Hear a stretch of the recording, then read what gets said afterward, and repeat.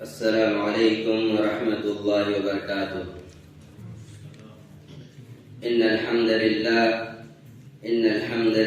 نحمده ونستعینه ونستغفره ونؤمن به ونتوکل علیہ ونعوذ باللہ من شرور انفسنا ومن سیئات اعمالنا من يهده الله فلا مضل له ومن يضلل فلا هادي له وأشهد أن لا إله إلا الله وحده لا شريك له وأشهد أن محمدا عبده ورسوله أما بعد فإن خير الحديث كتاب الله وخير الهدي هدي محمد صلى الله عليه وسلم وشر الأمور محدثاتها وكل محدثة بدعة وكل بدعة ضلالة وكل ضلالة في النار فأعوذ بالله من الشيطان الرجيم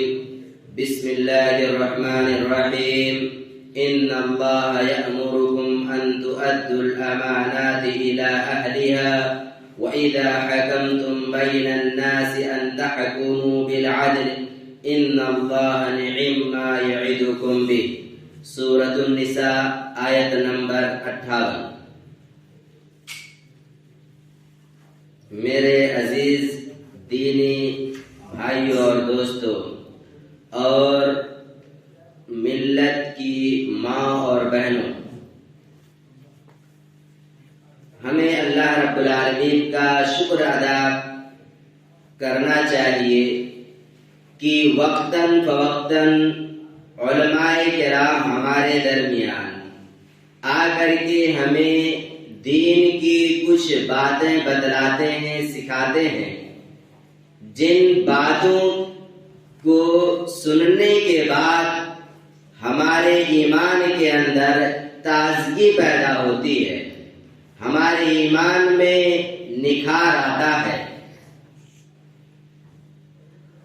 آج میں جس موضوع پر آپ حضرات کے سامنے کچھ دیر گفتگو کرنا چاہتا ہوں وہ پیارے رسول صلی اللہ علیہ وسلم کی ایک حدیث ہے، جس حدیث کو اگر کچھ عنوان دیا جا سکتا ہے تو وہ یہ ہے کہ کل قیامت کے دن کن 7 خوش نصیبوں کو اللہ رب العالمین اپنے عرش کا سایہ دے گا۔ سب سے پہلے میں آپ کے سامنے حدیث پڑھتا ہوں۔ عن ابی ہریرہ رضی اللہ تعالی عنہ عن النبی صلی اللہ علیہ وسلم قال 7 يظلهم اللہ فی ظلہ یوم لا ظل الا ظلہ امام عادل وشاب نشأ فی عبادۃ اللہ ورجل قلبه معلق بالمساجد ورجلان تحابا فی اللہ اجتمع عليه وتفرق عليه ورجل دعته امرأة ذات منصب وجمال فقال إني أخاف الله ورجل تصدق بصدقة فأخفاها حتى لا تعلم شماله ما تنفق يمينه ورجل ذكر الله خاليا ففاضت عيناه۔ صحیح البخاری حدیث نمبر 1423۔ ابھی میں نے آپ کے سامنے جو حدیث پیش کی ہے، اس حدیث کے راوی صحابی رسول ابو ہریرہ رضی اللہ تعالی عنہ ہیں۔ ہم اور آپ کو جاننا چاہیے کہ صحابہ کرام میں جس صحابی سے سب سے زیادہ حدیثیں روایت کی گئی ہیں، جنہوں نے سب سے زیادہ حدیثیں بیان کیا ہے، وہ صحابی رسول ابو ہریرہ رضی اللہ تعالی عنہ ہیں۔ ابھی میں نے جو حدیث آپ کے سامنے ذکر کی ہے، یہ حدیث صحیح بخاری کے اندر دیگر حدیث کی کتابوں میں بھی موجود ہے۔ سب سے پہلے اس حدیث کے اندر جو بات غور کرنے کی ہے وہ یہ ہے کہ صرف 7 ہی قسم کے لوگ ہیں جنہیں عرش کا سایہ اللہ رب العالمین دے گا، یا 7 سے زائد اور لوگ بھی ہیں جنہیں اللہ رب العالمین اپنے عرش کا سایہ دے گا۔ تو اس سلسلے میں صحیح بات یہ ہے کہ اس حدیث کے اندر صرف 7 کا ذکر ہے، لیکن 7 سے زائد لوگ بھی ہیں جنہیں اللہ رب العالمین اپنے عرش کا سایہ کل قیامت کے دن نصیب فرمائے گا۔ اور اس سلسلے میں پچھلے علماء میں بہت سارے علماء کرام نے مستقل طور پر کتابیں بھی لکھ رکھی ہیں کہ وہ کون کون سے لوگ ہیں جنہیں کل قیامت کے دن اللہ رب العالمین اپنے عرش کا سایہ دے گا۔ ان علماء کے اگر نام دیکھیں گے تو ابن حجر الاسقلانی رحمۃ اللہ علیہ ہیں، امام سخاوی رحمۃ اللہ علیہ ہیں، امام سیوطی اور دیگر محدثین کرام ہیں جنہوں نے مستقل کتاب تصنیف کی ہے۔ اس حدیث کے اندر دوسری بات جو غور کرنے کی ہے وہ یہ ہے کہ کل قیامت کے دن اللہ رب العالمین ہمیں اپنے عرش کا سایہ دے گا یا اپنا سایہ ہمیں عطا کرے گا۔ تو اس سلسلے میں بھی صحیح بات یہ ہے اور راج موقف یہ ہے کہ کل قیامت کے دن اللہ رب العالمین ہمیں اپنے عرش کا سایہ دے گا۔ تیسری بات جو اس حدیث کے اندر غور کرنے کی ہے اور وہی سب سے اہم بھی ہے کہ قیامت کے دن ہمیں عرش کا سایہ کیوں چاہیے، ہم سایہ کیوں ڈھونڈیں گے، سائے کی کیا ضرورت ہے۔ سائے کا مطلب چھاؤں جسے کہتے ہیں، دھوپ لگتی ہے تو انسان کیا کرتا ہے، سایہ تلاش کرتا ہے، سایہ ڈھونڈتا ہے، چھاؤں ڈھونڈتا ہے، کیوں؟ تاکہ اسے آرام مل جائے، راحت مل جائے۔ کل قیامت کے دن کا منظر بڑا خطرناک ہوگا۔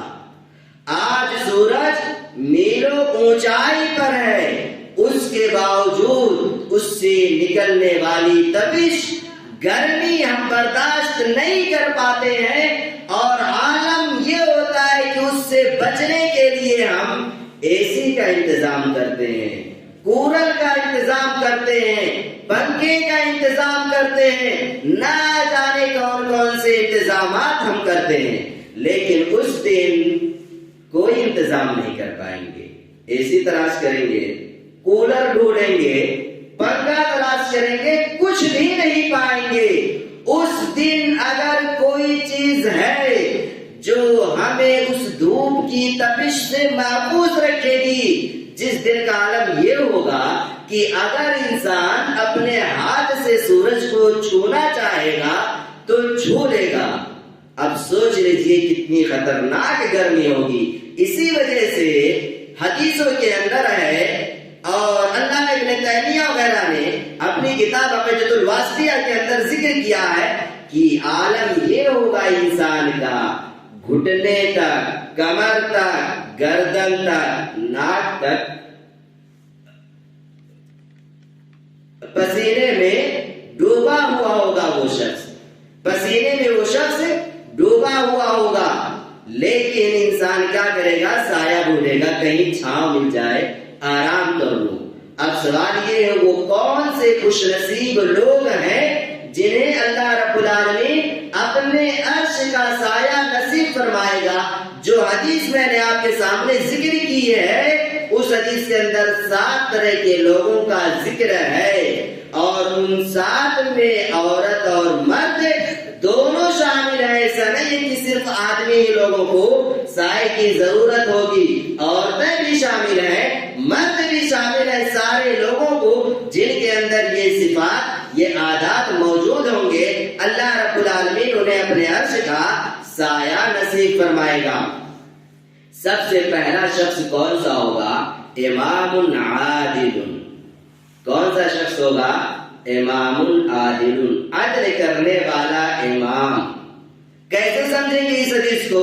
اس طریقے سے سمجھیے، گاؤں کے اندر ایک صاحب ہیں جن کو گاؤں والوں نے فکس کر لیا ہے، متعین کر لیا ہے، کسی کے گھر لڑائی جھگڑا ہو، زمین کا مسئلہ پھنسے، کھیت کا مسئلہ پھنسے، گھر کا مسئلہ خراب ہو، پردھان جی کے پاس جائیں گے، یا کسی اور کو بنا لیا اپنا امام کہ ان کے پاس جائیں گے گاؤں والے، وہ ہمارا مسئلہ حل کر دیں گے، جھگڑا لڑائی اختلاف ختم کر دیں گے وہ صاحب۔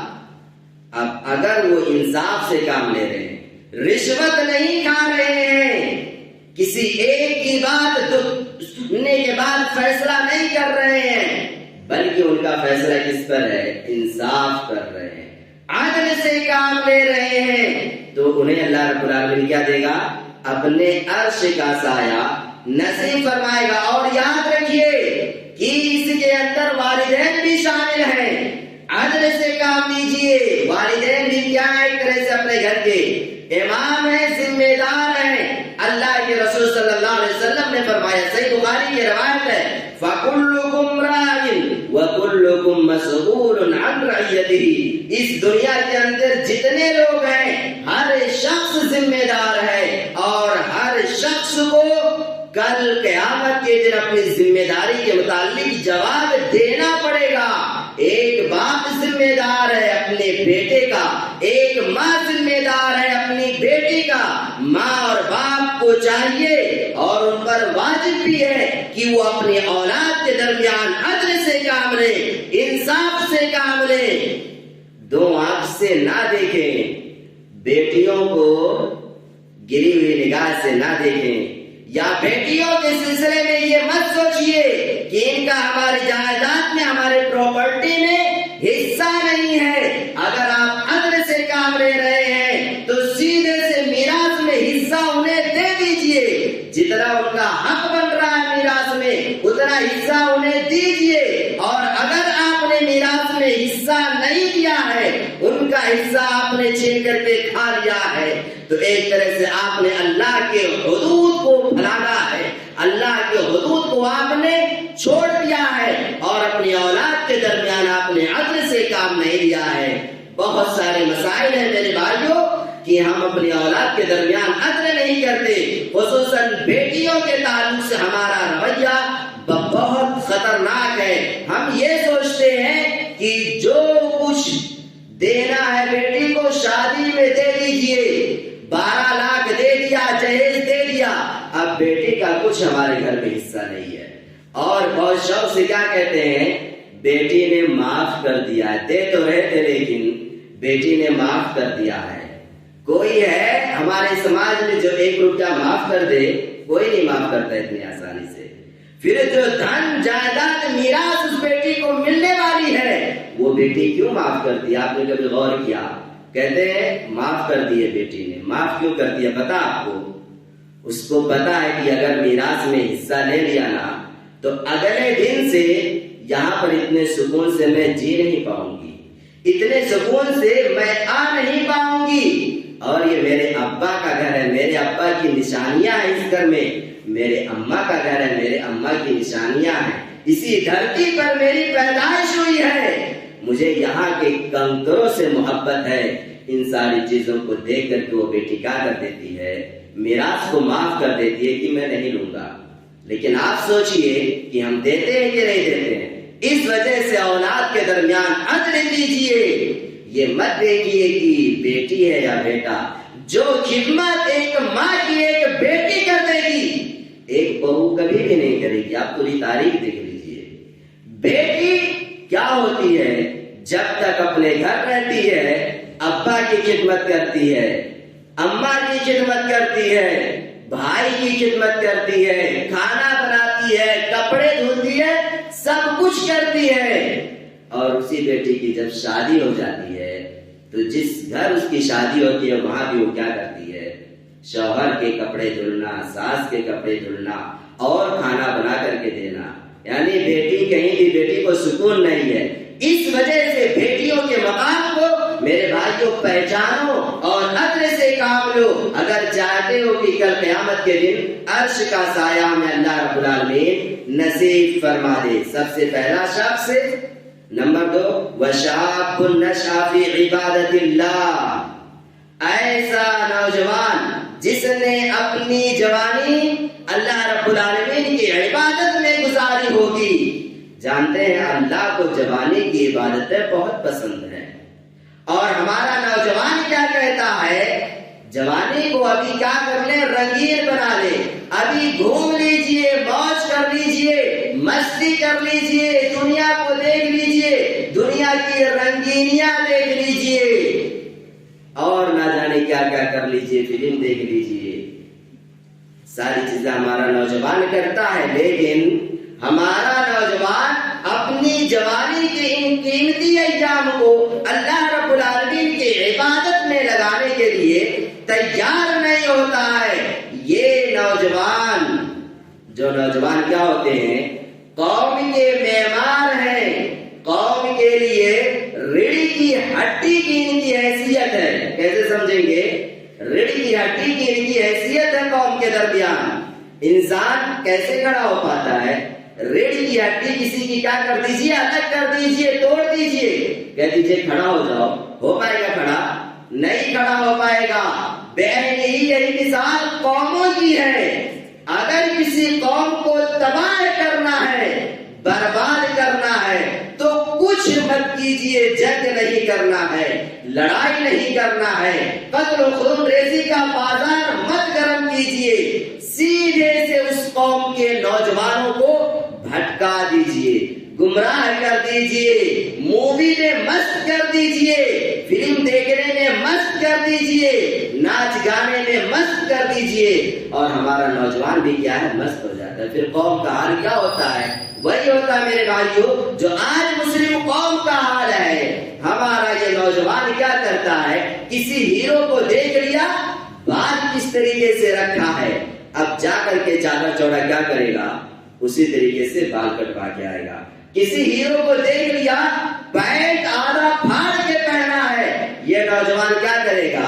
نوگڑھ علی گڑھ سے وہی پینٹ تلاش کرے گا، وہی جنس تلاش کرے گا، 20 دکان ڈھونڈنا پڑے، گھومنا پڑے، وہ ڈھونڈ کر کے لائے گا اور پہن کر کے چلے گا، اور کیا کرے گا؟ کیا دکھائے گا؟ فلاں ہیرو نے پہنا تھا، وہی خرید کر کے لایا ہوں۔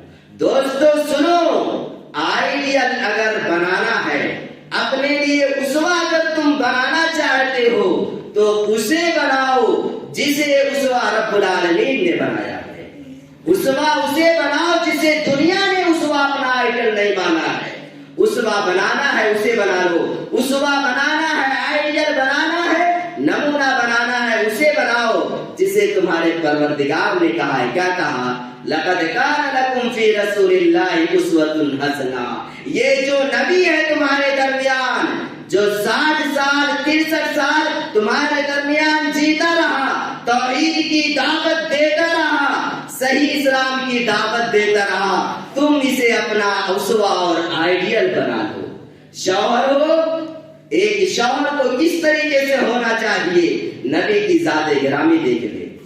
ابا بن رہے ہو، نبی کی ذات گرامی کو دیکھ لو، 4 بیٹیوں کی تربیت کی۔ فوج کا لیڈر بننا چاہتے ہو، کمانڈر بننا چاہتے ہو، نبی کو دیکھ لو کس طریقے سے آپ نے کمانڈرنگ کی تھی۔ نبی کی ذات میں زندگی کے ہر پہلو کا اسوہ موجود ہے، لیکن شرط یہ ہے کہ ہم اور آپ ڈھونڈیں، تلاشیں، تب جا کر کے ملے گا۔ ہمارا معاملہ کیا ہے؟ ہمارے پاس ایک بیوی ہوتی ہے جو ہماری زندگی میں ہمارے ساتھ رہتی ہے، ہم اس کے ساتھ کیا کچھ نہیں کرتے، گالی بھی دیتے ہیں، مارتے بھی ہیں، اس پر نہ جانے کیا کیا کہہ ڈالتے ہیں۔ میرے بھائیوں اور دوستوں، نبی کی ذات گرامی کو پڑھ لو۔ 11 بیویاں آپ کے ساتھ تھی، لیکن کسی بیوی کے سلسلے میں آپ ایک لفظ دکھا دیجئے کہ کسی بیوی نے کہا ہو نبی نے ہمارے ساتھ ایسا ویسا معاملہ کیا ہو، کسی ایک بیوی سے بھی دکھا دیجئے۔ اور اما عائشہ نے تو کیا خوب کہہ دیا تھا، لوگ آئے پوچھنے عائشہ نبی کا اخلاق بتا دو، پوچھا بھی تو کس سے؟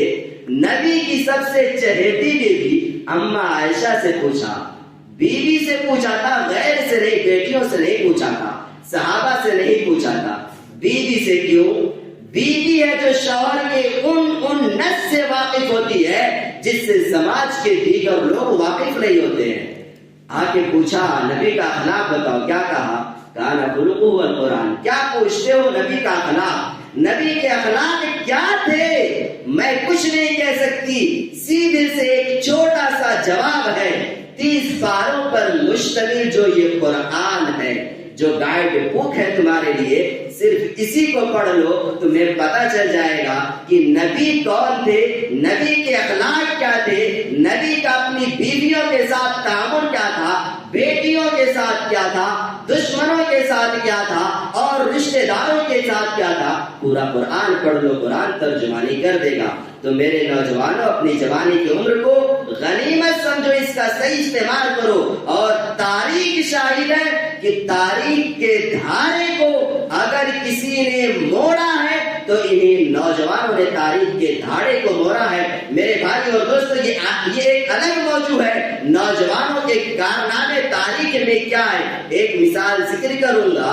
اسامہ بن زید کا نام آپ نے سنا ہے، نام تو بہت سارے ہیں صحابہ میں، اسامہ بن زید ہے، اس کے بعد میں آئیں گے سلطان صلاح الدین ایوبی رحمۃ اللہ علیہ ہیں، اس کے بعد آئیں گے محمد بن قاسم رحمۃ اللہ علیہ ہیں۔ کتنی مثالیں ذکر کرو اور کیا بتاؤں، وقت بھی پورا ہو جائے گا۔ تو اسامہ بن زید رضی اللہ تعالیٰ عنہ کا واقعہ ذکر کرتا ہوں۔ نبی نے اپنے زمانے میں فوج کا لیڈر بنایا تھا، کمانڈر بنایا تھا۔ ایسا نہیں ہے کہ صحابہ نہیں موجود تھے، اہل علم نہیں موجود تھے، بڑے بڑے صحابہ کرام، دگج صحابہ کرام موجود تھے، ان کی ماتحتی میں چل رہے تھے۔ اسامہ ایک نوجوان شخص تھے، اللہ کے رسول صلی اللہ علیہ وسلم نے انہیں فوج کا کمانڈر بنایا تھا۔ نبی کی وفات ہو گئی، لشکر کو روانہ کیا جا چکا تھا، لیکن لشکر ابھی آدھے راستے میں پہنچی تھی، نبی کا انتقال ہو گیا، فوج رک گئی۔ اس کے بعد ابو بکر صدیق خلیفہ بنے۔ لوگوں نے اعتراض کیا، کیا؟ پہلا اعتراض یہ کیا کہ لشکر اسامہ کو روانہ مت کیجیے، فتنے پیدا ہو رہے ہیں، لوگ زکات دینے سے انکار کر رہے ہیں، طرح طرح کے مسائل ہیں۔ اور ایک وجہ لوگوں نے ذکر کی، بڑے بڑے صحابہ موجود ہیں، اسامہ ایک نوجوان ہے، غلامی کے بیٹے ہیں، ان کی ماتحتی میں اتنے دگج صحابہ کیسے ان کے ساتھ جائیں گے؟ ابو بکر صدیق نے کہا، سنو، جس فوج کا کمانڈر نبی نے اسامہ کو متعین کر دیا ہے، ابو بکر کی مجال نہیں ہے کہ اسامہ کو فوج کی کمانڈری سے ہٹا دے، کسی اور کو فوج کا کمانڈر بنا دے۔ اور یہ بھی سن لو، نبی نے اس فوج کو روانہ کیا ہے، اس وجہ سے ابو بکر کی مجال نہیں ہے کہ اس فوج کو روک دے۔ نبی نے روانہ کیا ہے، یہ فوج روانہ ہو کر کے جائے گی، اور پھر جو کام نبی نے اس فوج کے حوالے کیا تھا وہ کام کر کے واپس آئے گی۔ تو میرے نوجوانوں، جوانی کی عمر کو غنیمت سمجھو، کل قیامت کے دن جوانی کے بارے میں خصوصی سوال اللہ رب العالمین آپ سے کرے گا، ہم سے کرے گا کہ جوانی کی عمر کہاں گوا دی تھی؟ جب 30 سال 35 سال کے تھے تو کہاں عمر گوائی تھی؟ فلم ہال میں بیٹھ کر کے، علی گڑھ چوراہے پر بیٹھ کر کے کہاں گوایا تھا؟ پورا بایو ڈاٹا دو، پوری تفصیل دو، پورا حساب و کتاب دینا ہوگا۔ اس وجہ سے بڑھاپے کا انتظار مت کیجیے، بڑھاپے کا انتظار مت کیجیے، جو وقت ہے، جو عمر ملی ہے اسے غنیمت سمجھیے اور اللہ رب العالمین کی عبادت کیجیے۔ تیسرا شخص کون سا ہے؟ وَرَجُلٌ قَلْبُهُ مُعَلَّقٌ بِالْمَسَاجِدِ، ایسا شخص جس کا دل اللہ کے گھر سے لٹکا رہتا تھا۔ نماز کی یاد ہمیشہ ستا رہی ہے، عصر پڑھ لی، مغرب کے لیے دل لٹکا ہوا ہے، کب؟ حی علی الصلاۃ کی صدائے مغرب کی نماز ادا کر لو، مغرب ادا کر لیا، ادا کر لیا، اب عشاء کا انتظار کر رہا ہے، عشاء ادا کر لی، صبح کی نماز کا انتظار کر رہا ہے، 24 گھنٹہ اس کا دل کس سے لٹکا ہوا ہے؟ اللہ کے گھر سے۔ نماز ہی کا وہ انتظار کرتا ہے، نماز ہی کے بارے میں وہ سوچتا ہے کہ کب اذان ہو، کب میرے قدم رب کے گھر کی طرف بڑھ جائیں اور میں جا کر کے اپنے رب سے تھوڑی سی گفتگو کر لوں۔ یہ نماز کیا میرے بھائیوں؟ نماز میں کیا ہوتا ہے؟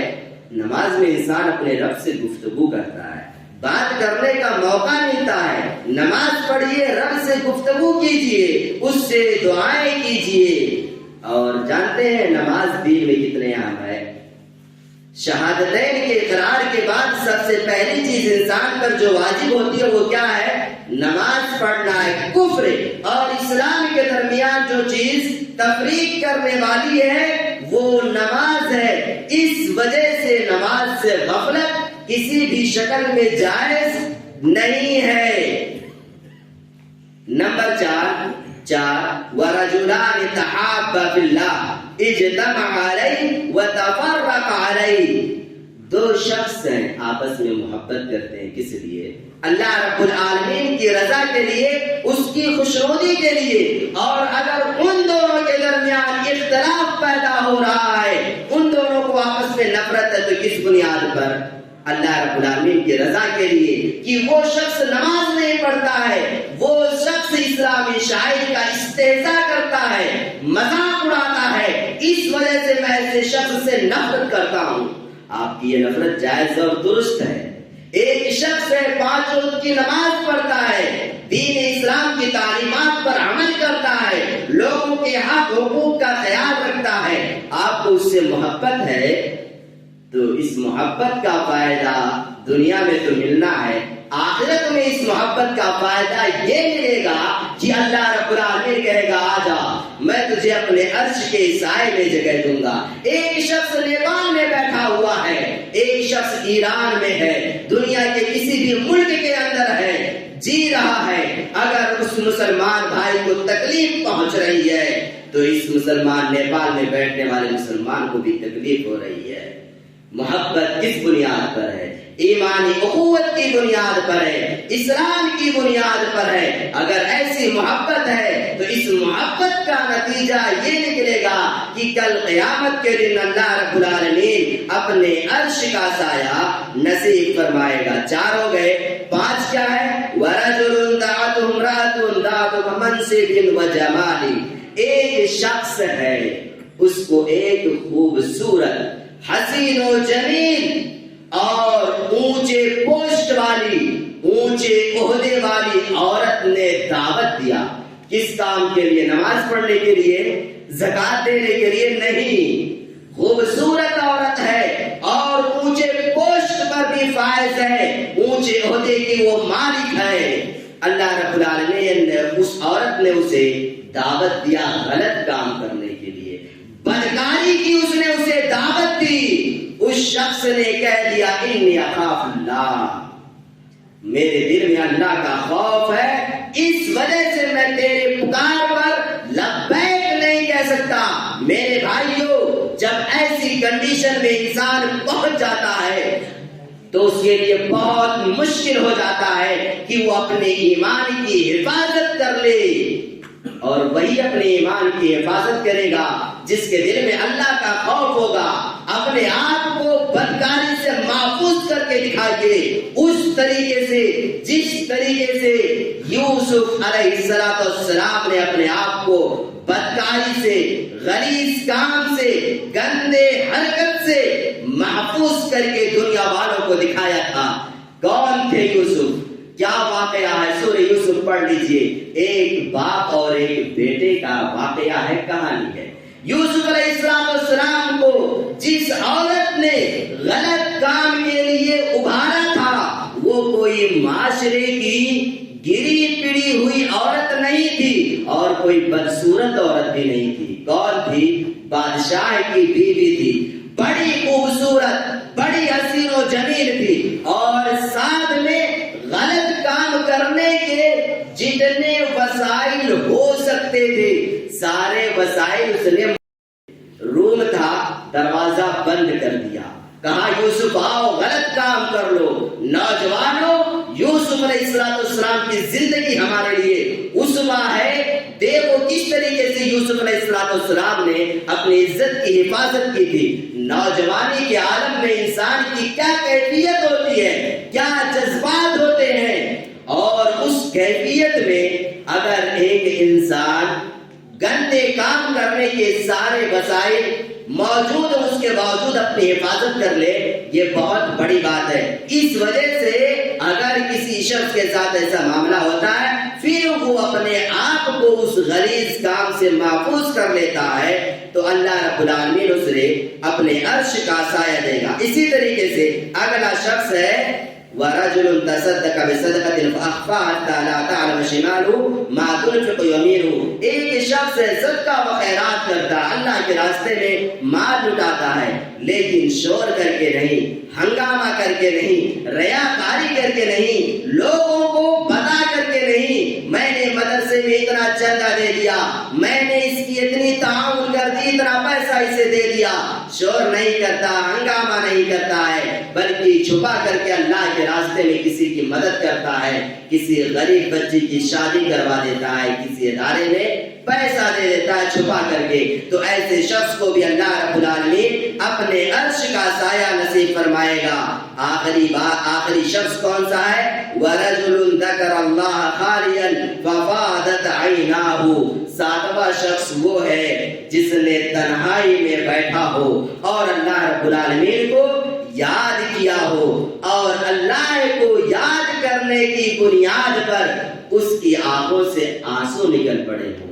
میرے بھائیوں، بہت مشکل کام ہے یہ، ہمارے کسی عزیز کا انتقال ہو جائے، گھر کے کسی فرد کا انتقال ہو جائے، آنکھوں سے آنسو رکنے کا نام نہیں لیتے ہیں، لیکن کبھی یہ بھی تنہائی میں غور کرو اور سوچو اور اپنے آپ سے سوال کرو کہ ہماری آنکھوں سے کتنی بار آنسو اللہ رب العالمین کے لیے نکلے ہیں، جہنم کی ہولناکی سے نکلے ہیں، اور جہنم میں جو کچھ اللہ نے تیار کیا ہے جہنمیوں کے لیے، قبر میں کیا انجام ہوگا، کیا حشر ہوگا، ان ساری چیزوں کو سوچ کر ہماری آنکھوں سے کتنے بار آنسو نکلے ہیں، ہم اپنا جائزہ لیں۔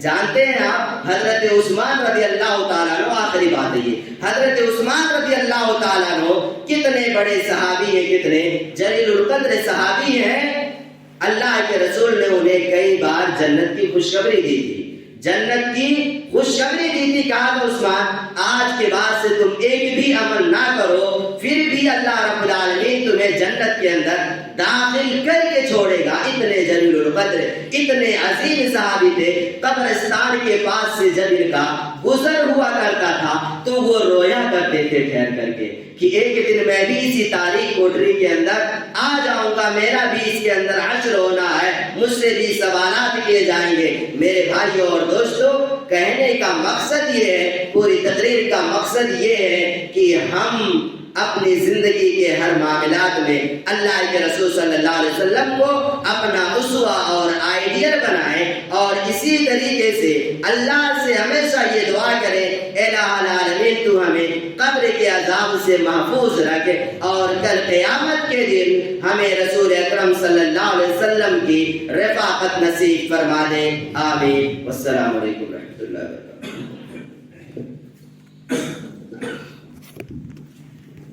وعلیکم السلام۔